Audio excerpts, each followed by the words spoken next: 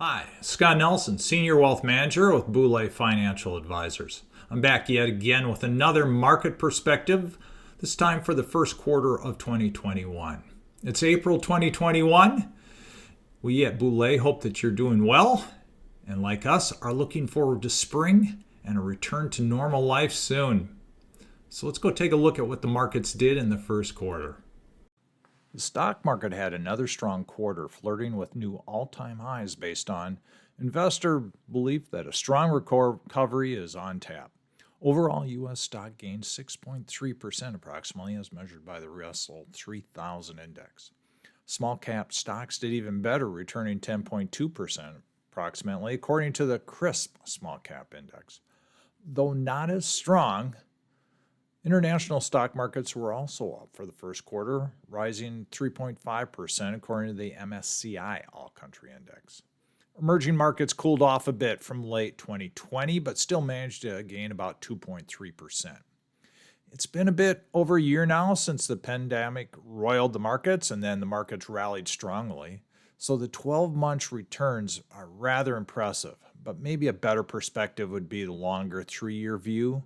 That shows the U.S. stock markets having a good stretch of above-average returns, while international markets perform more in line with their long-term averages. Value stocks are what really shined in the first quarter, and that was due to the continued strength of the energy and financial sectors. The energy sector was up over 30%, while financials were up 16%. While both were among the top sectors for the past 12 months, we see that they may have finally been priced right after trailing most of the other sectors for the past 3 years. Technology, which has been a strong performer over the past 3 years, finally took a breather in the first quarter, rising just 2.4% as investors decided to look around and see if there were some cheaper buys out there. The bond market struggled in the first quarter as investor expectations for a strong recovery continued to fuel the shift to stocks. Overall, the U.S. bond market was down approximately 3.4%, one of its worst quarterly performances in a couple decades. Government and investment-grade corporate bonds were down over 4% for the quarter, but high-yield bonds still managed to eke out a positive return. While the 12-month returns for government bonds ended up being negative, corporate and high-yield bonds ended up doing pretty well. For government bonds, the past 12 months have been a tale of what goes down must go up. Strong demand for safety at the beginning of the pandemic pushed demand for the government bonds way up, and therefore their yields went way down, such that the 10-year Treasury bond yield hit an all-time low in July, as you'll see in the chart below. The trend then reversed itself in the last quarter of 2020 when the recovery in 2021 became more of a certainty, and then investors began shifting their holdings to stocks and corporate bonds from government bonds.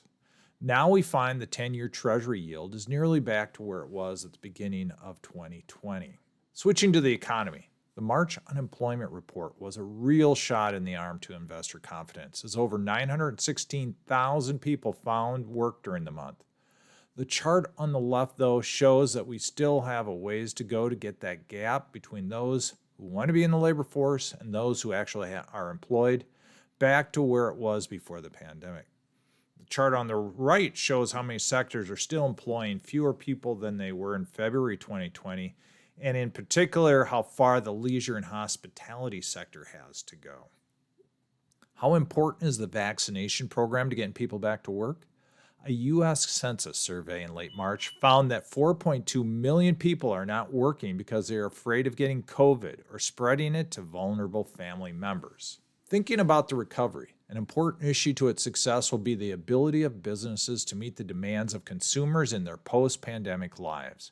As we saw last spring with toilet paper and webcams, and even more recently with single-serve ketchup packets, the pandemic exposed just how challenging it can be for businesses to anticipate and then deal with surges in demand. A shortage of condiments may be an inconvenience, but less so has been the computer chip shortage that is causing car makers to halt production lines and car buyers to wait several months for delivery. Another supply problem in 2020 was the low supply of homes for sale. Home prices jumped more than they have in 15 years as prospective home buyers aggressively bid up the prices of the few homes hitting the market. It sometimes after just the briefest of walkthroughs. So hopefully that will reverse itself in 2021. Finally, last month we saw how fragile supply lines can be when a wayward cargo ship angle parked itself in the Suez Canal, thereby costing billions of dollars in supply and production delays. So don't be surprised if you see in the news that many companies are reporting issues meeting a surge in demand due to shortages of essential components or delays due to bottlenecks in supply chains. Well, there you go, another market perspective update. I hope you found it informative and enjoyable. If you have any questions about anything discussed, please reach out to your Boulay financial advisor.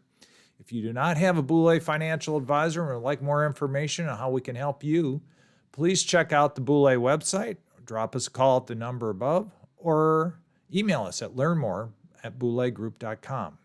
Until next time, best wishes and take care.